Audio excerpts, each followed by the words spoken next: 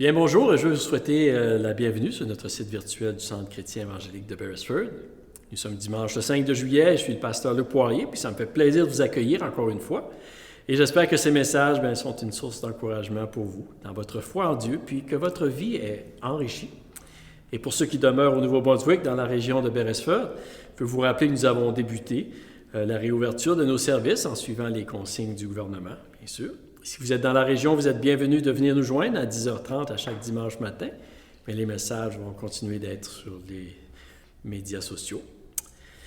Aujourd'hui, je veux continuer de vous parler au sujet de la vraie vie. Et cette fois, je veux répondre à la question, est-ce qu'il y a quelqu'un qui peut nous convaincre de recevoir le vaccin de Dieu, de croire en Jésus pour recevoir la vraie vie? Et s'il y a quelqu'un qui peut nous convaincre, qui est cette personne? Est-ce que vous avez déjà essayé d'expliquer quelque chose à quelqu'un et de le convaincre, mais il ne comprenait pas ce que vous essayez de lui expliquer? Parfois, peut-être à un de vos enfants ou peut-être à votre conjoint, à un ami. Parfois, c'est difficile de convaincre quelqu'un. Et quand nous ne parlons pas le même langage qu'une autre personne, c'est encore plus difficile de se faire comprendre. J'ai déjà voyagé en Israël, en Haïti, en République dominicaine, et la différence de la langue créait vraiment une barrière dans la communication. Mais parfois, vous savez, même lorsque nous parlons le même langage, ça peut être très ardu aussi. Par exemple, la communication entre un homme et une femme. Quelqu'un a dit que les hommes viennent de Jupiter et les femmes de Vénus. Et c'est pas toujours facile de communiquer. Mais je vais vous dire un petit secret. Avec de l'amour, de la patience, de la persévérance, de la bonne volonté, beaucoup d'images et d'explications, on peut y arriver. Et ça vaut la peine aussi de prendre le temps de bien communiquer. Vous savez, Jésus avait une très bonne nouvelle à proclamer lorsqu'il est venu. Il est venu pour nous donner la vraie vie, la vie abondante, la vie éternelle. Et il a tout fait pour convaincre sa génération qu'il était le sauveur promis pour donner la vie au monde. Pourtant, la majorité ne l'ont pas cru. Même avec les miracles, avec une sagesse sans précédent, une vie exemplaire, une démonstration d'amour ultime pour tous les gens, les pauvres comme les riches. La majorité, il y a plusieurs personnes qui ne l'ont pas cru.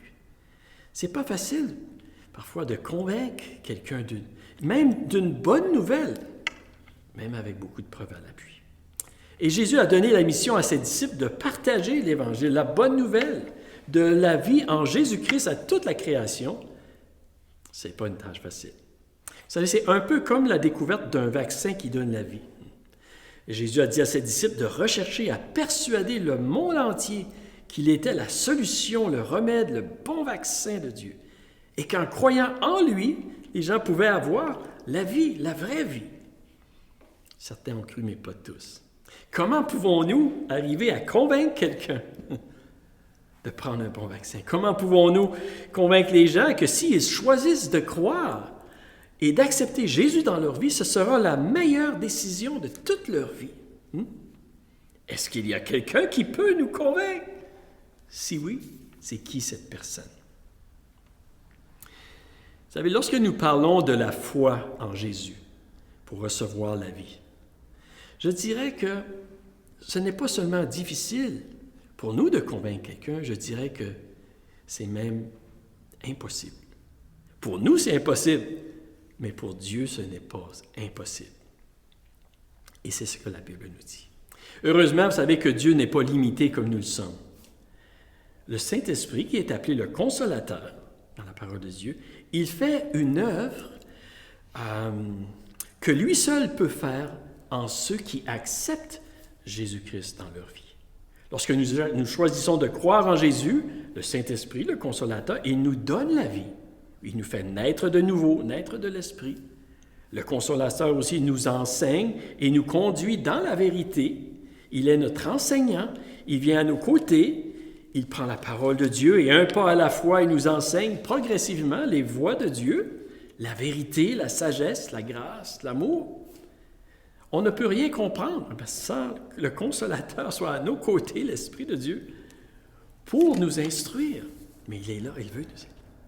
Jésus a dit dans Jean 14 et le verset 26, il dit, « Mais le Consolateur, l'Esprit Saint, que le Père enverra en mon nom, vous enseignera toutes choses et vous rappellera tout ce que je vous ai dit. » Oui, le Consolateur, l'Esprit Saint, nous donne la puissance, la force nécessaire pour faire la volonté de Dieu.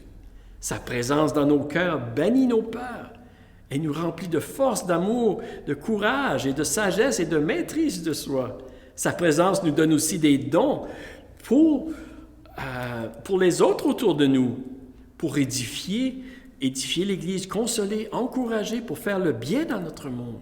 Le Saint-Esprit nous donne la force pour faire face à l'hostilité aussi que nous rencontrons souvent, pour ceux qui ne se confient pas à Jésus-Christ.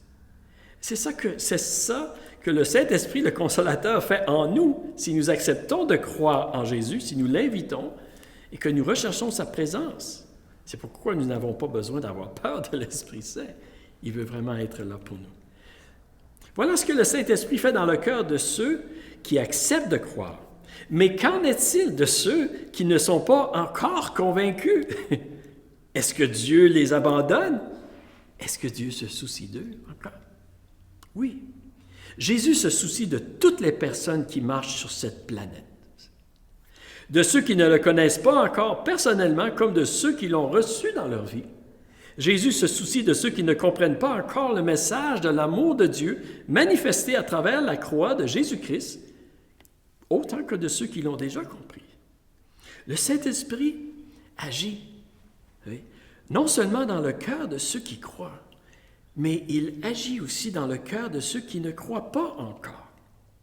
Et aujourd'hui, je veux regarder avec vous à l'œuvre de conviction du Saint-Esprit et en même temps de voir le rôle que ceux qui ont déjà été convaincus ont dans cette œuvre pour amener les gens à croire en Jésus, à les convaincre afin qu'ils puissent avoir la vie, la vraie vie. Et oui, ce n'est pas une tâche facile. Et Dieu veut se servir de nous.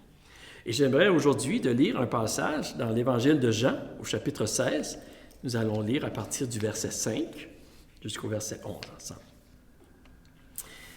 Nous lisons maintenant, et c'est Jésus qui parle ici. Il dit, « Maintenant, je m'en vais vers celui qui m'a envoyé. Et aucun de vous ne me demande, où vas-tu? Mais parce que je vous ai dit ces choses, la tristesse a rempli votre cœur. Cependant, je vous dis la vérité, il vous est avantageux que je m'en aille. Car si je ne m'en vais pas, le Consolateur ne viendra pas vers vous, mais si je m'en vais, je vous l'enverrai. Et quand il sera venu, il convaincra le monde en ce qui concerne le péché, la justice et le jugement. En ce qui concerne le péché, parce qu'il ne croit pas en moi, la justice parce que je vais au Père, et que vous ne me verrez plus, le jugement, parce que le prince de ce monde est jugé. » Et je prie aujourd'hui, Seigneur, que tu nous aides à comprendre ta parole. Que tu nous aides, Seigneur Dieu,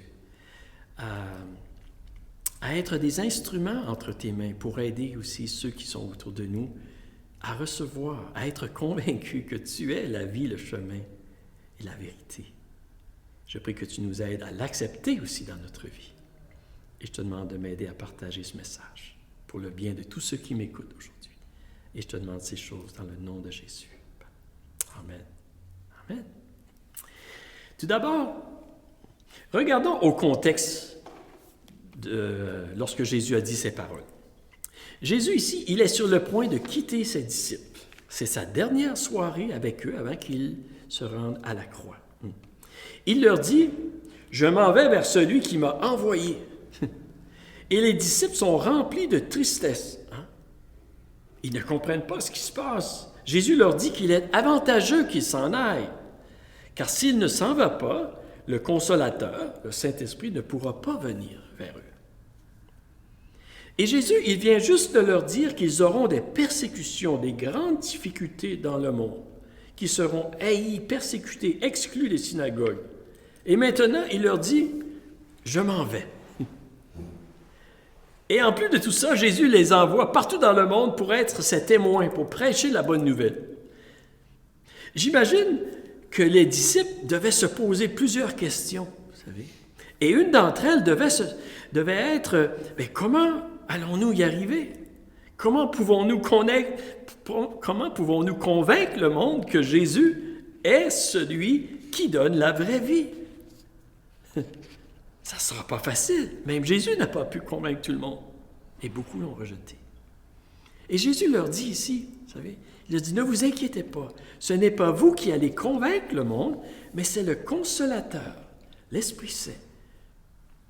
C'est lui qui va convaincre le monde.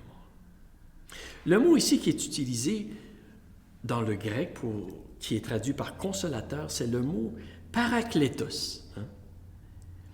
Et on le définit comme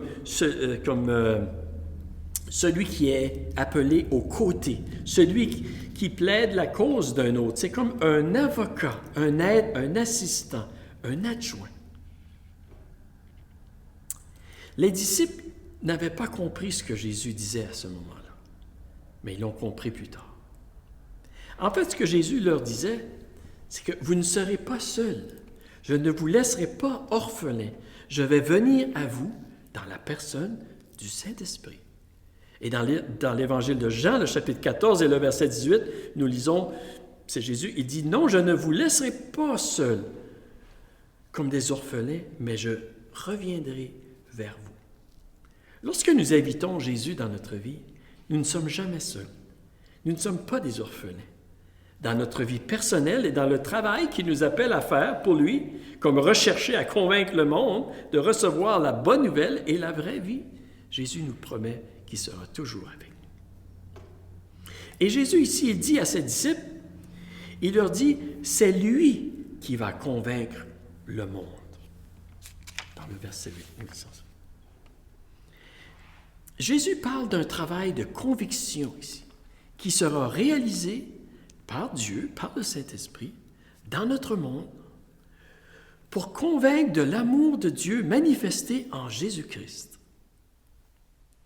Jésus parle particulièrement des gens ici qui ne croient pas encore en Jésus comme leur sauveur, et dont plusieurs d'entre nous, nous étions là quelques années passées.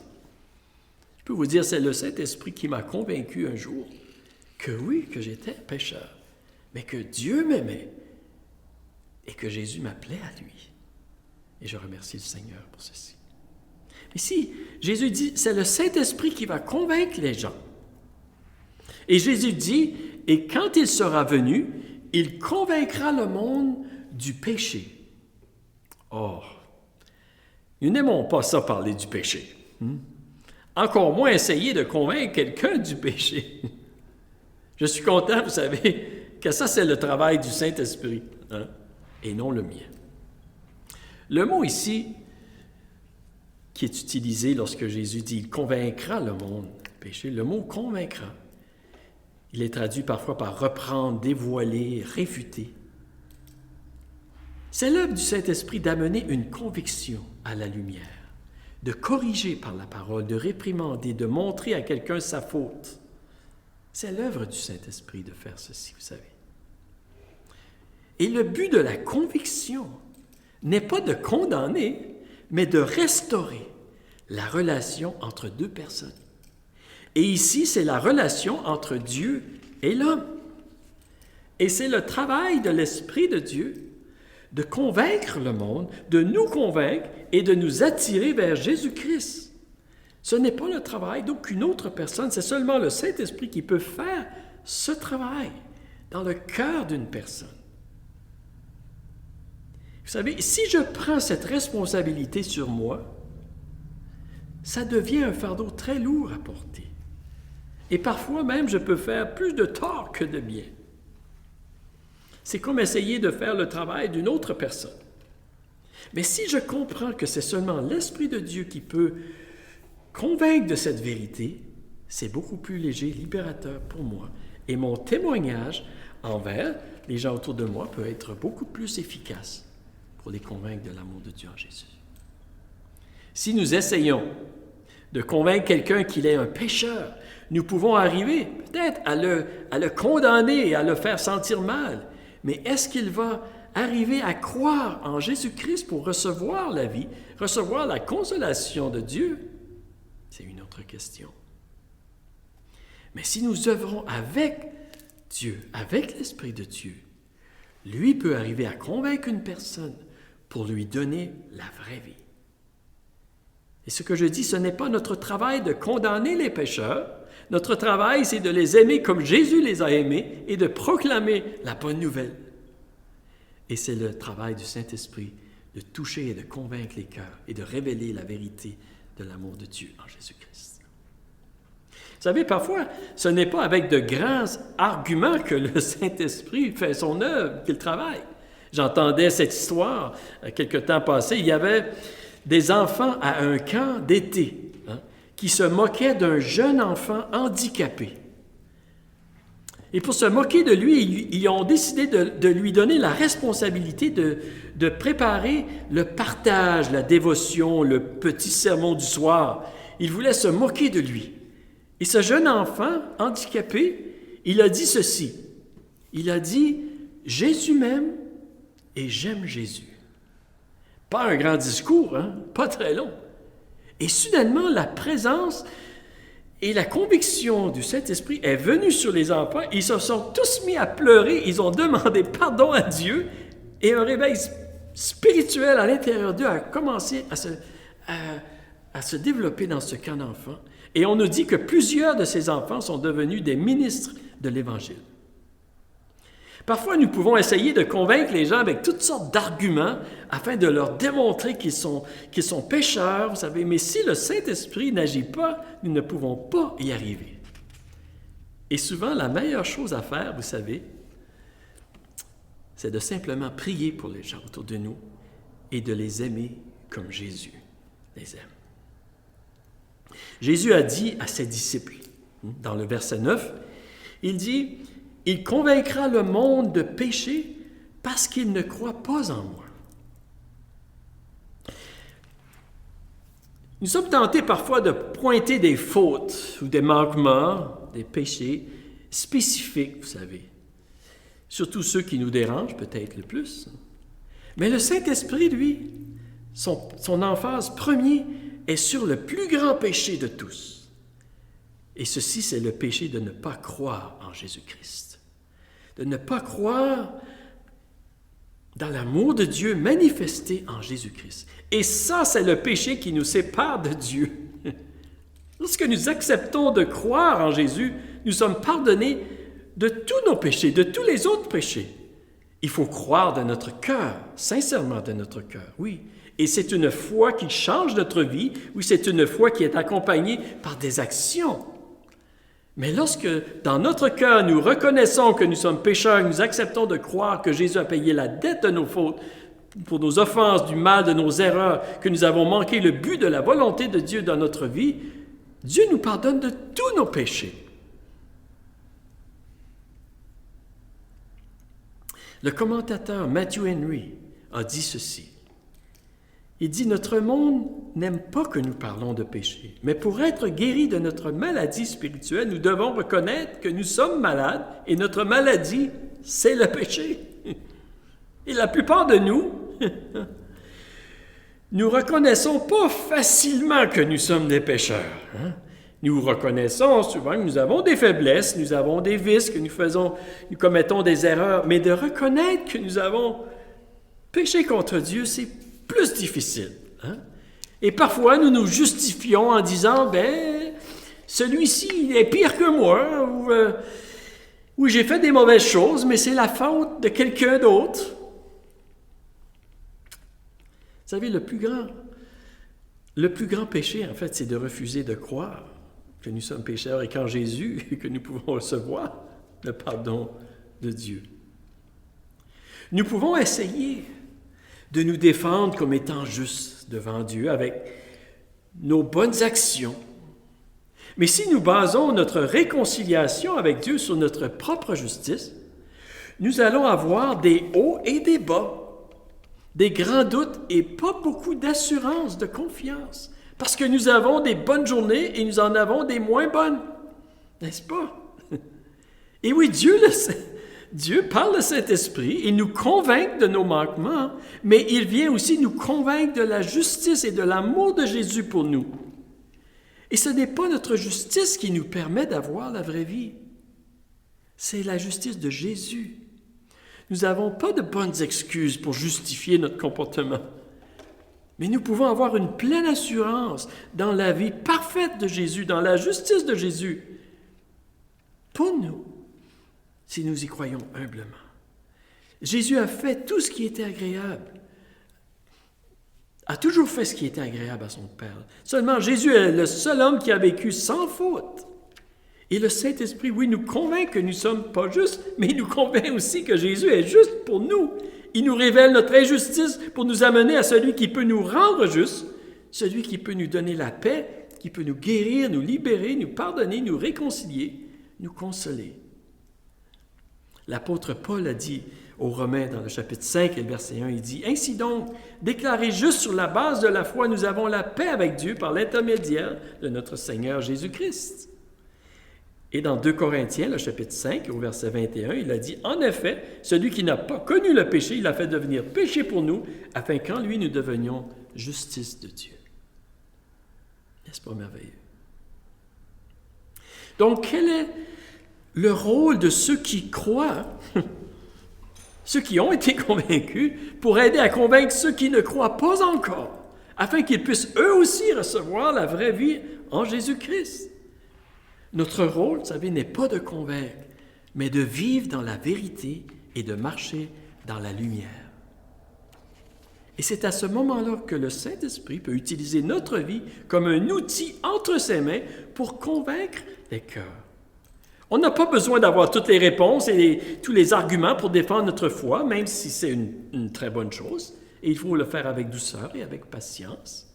L'apôtre Pierre nous dit ceci dans son épître, au chapitre 3, il dit « Soyez toujours prêts à défendre l'espérance qui est en vous, devant tous ceux qui vous en demandent raison, mais faites-le avec douceur et respect, en gardant une bonne conscience, afin que là même où ils vous calomnient comme si vous faisiez le mal, ceux qui critiquent votre bonne conduite en Christ soient couverts de honte. » Oui. Notre rôle premier est de marcher dans la lumière. Et il est vrai qu'il y a une place pour dénoncer les œuvres du mal et les condamner. Mais notre appel est avant tout de simplement marcher, de demeurer ferme dans notre foi en Jésus, de marcher dans la vérité, dans la lumière, et de laisser la lumière faire son œuvre à travers de nous. Et c'est alors que le Saint-Esprit utilise cette lumière pour convaincre les cœurs. Oui, c'est le Saint-Esprit qui va convaincre ceux qui auront un cœur réceptif. Ce n'est pas tous les gens qui ont cru lorsque Jésus était sur la terre, vous savez, et ce n'est certainement pas tout le monde qui va croire encore aujourd'hui. Mais Dieu veut qu'il y en ait le plus grand nombre. Vous savez, on n'a pas besoin de faire des choses drastiques pour essayer de convaincre le monde autour de nous. Nous n'avons qu'à vivre notre relation avec le Seigneur d'une façon authentique, dans l'humilité, dans la simplicité et l'intégrité. Et le Saint-Esprit va prendre notre vie et en faire un outil pour convaincre les gens autour de nous. C'est François d'Assise qui a dit ceci, il a dit « Prêche la parole et si tu as besoin, utilise des mots. » Et Jésus a dit ceci en Matthieu 5, le verset 13 à 16, et je vais terminer avec ce dernier passage. Jésus a dit « Vous êtes le sel de la terre, mais si le sel perd sa saveur, avec quoi la lui rendra-t-on? Il ne sert plus qu'à être jeté dehors et foulé aux pieds par les hommes. Vous êtes la lumière du monde, une ville située sur une montagne ne peut être cachée, et on n'allume pas une lampe pour la mettre sur le boisseau, mais on la met sur le chandelier, et elle éclaire tous ceux qui sont dans la maison. Que votre lumière luise ainsi devant les hommes, afin qu'ils voient vos bonnes œuvres, et qu'ils glorifient votre Père qui est dans les cieux. »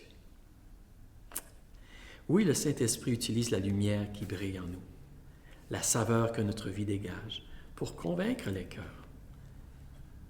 Et c'est le Saint-Esprit qui s'occupe de faire la conviction. Vous savez, l'œuvre de conviction ne se fait pas toujours avec des tonnerres et des arguments. Parfois, elle se fait dans le silence, la patience, la douceur, l'amour et la détermination. Et c'est souvent un travail de longue haleine. Ce n'est pas du temps perdu lorsque nous vivons pour Jésus-Christ et que nous recherchons à aider les gens autour de nous à connaître eux aussi l'amour de Dieu.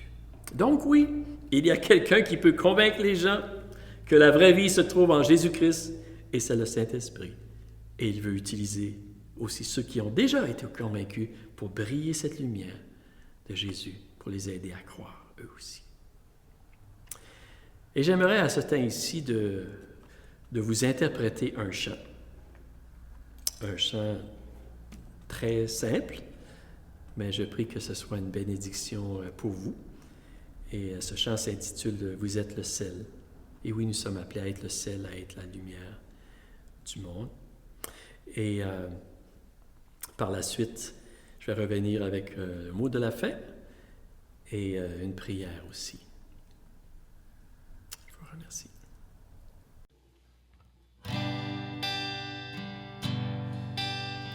Vous êtes le sel de la terre. Vous êtes la lumière du monde. On n'allume pas une lampe pour la mettre sous le boisseau, mais on la met sur le chandelier pour qu'elle éclaire tous ceux qui sont dans la maison.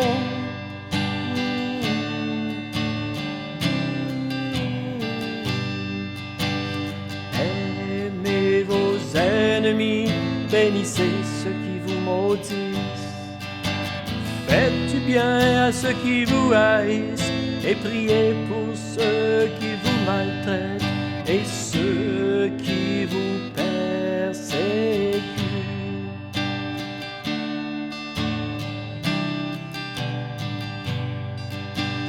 Aimez vos ennemis, bénissez ceux qui vous maudissent.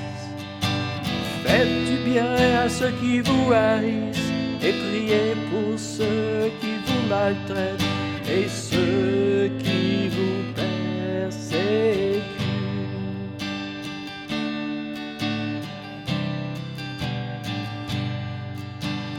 Vous êtes le sel de la terre. Vous êtes la lumière du monde. On n'allume pas une lampe pour la mettre sous le boisseau, mais on la met sur le chandelier pour qu'elle éclaire tous ceux qui sont dans la maison.